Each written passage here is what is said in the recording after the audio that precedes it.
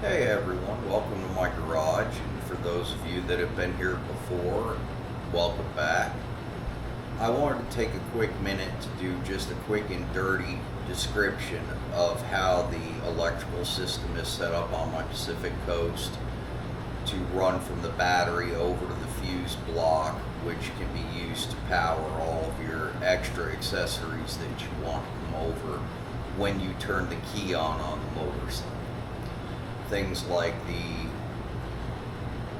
12 volt source for my cell phone, my voltmeter, the hookups for my electrical vest, the hookup for my electrical gloves, and I believe that's everything that I have on this one. But I'll start taking things apart and I'll bring you all back in just a minute. If this video helps you guys, please do like and subscribe. And for those of you that have already subscribed, thank you very much. I certainly do appreciate you guys helping me get us started here with my channel. This is the way that my fuse block is set up in this motorcycle. My friend did this 100 years ago. The one that I mentioned in an earlier video was an electronics engineer. The way that he set this up, for his trigger wire, he is using this extra black that ran to this. The black runs up to your speedometer lights. So as soon as you turn on the key, that black wire gets power and transfers it down this wire out to a relay that I'm going to show you guys in just a second. Okay. This is a standard 4-pin relay. You can get these at any of your auto parts stores.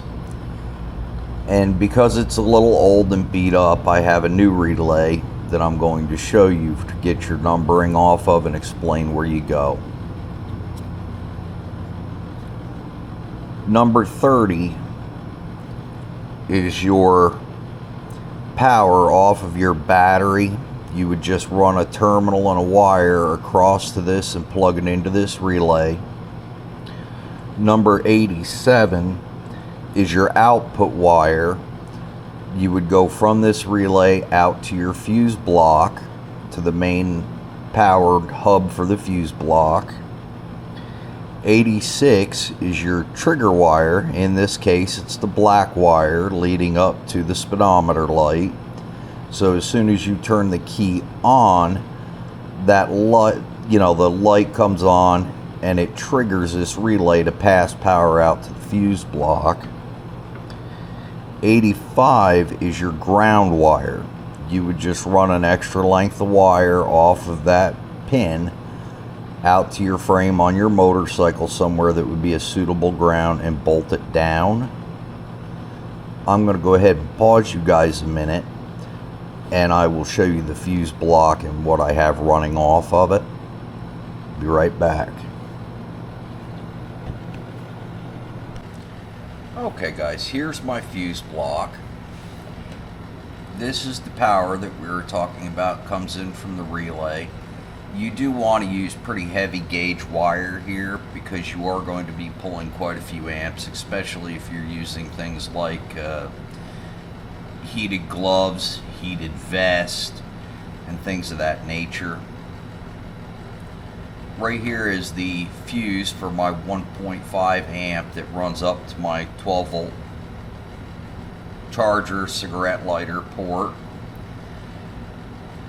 This is a 10 amp fuse that was running originally up to the headlight modulator when there was a headlight modulator on the H4 headlight for this machine. It's actually been taken out since then, and I could probably just pull that bulb. This 10 amp here runs out to the heated vest, which is why it's got a nice thick wire on it. And the 5 amp runs out to the heated gloves, the plug-in for those. So that's what I have on this motorcycle currently. Originally he had an old fuse block, and after 15 years I replaced it as it wasn't covered The other nice thing with this particular bus block is if you blow a fuse, it will light up the port next to it to let you know that that particular fuse has gone bad. And I also like this one because it has a plastic cover to keep it fairly waterproof. And along with that relay that I showed you earlier, it simply tucks down inside here with the other wiring inside of the shelf or the trunk, and you don't have to worry about it getting near anything or shorting out against anything. I hope this has helped you guys out. This way, for those that don't know how to run accessory power to everything, now you know how. Thank you again for joining me, guys, and have a good day.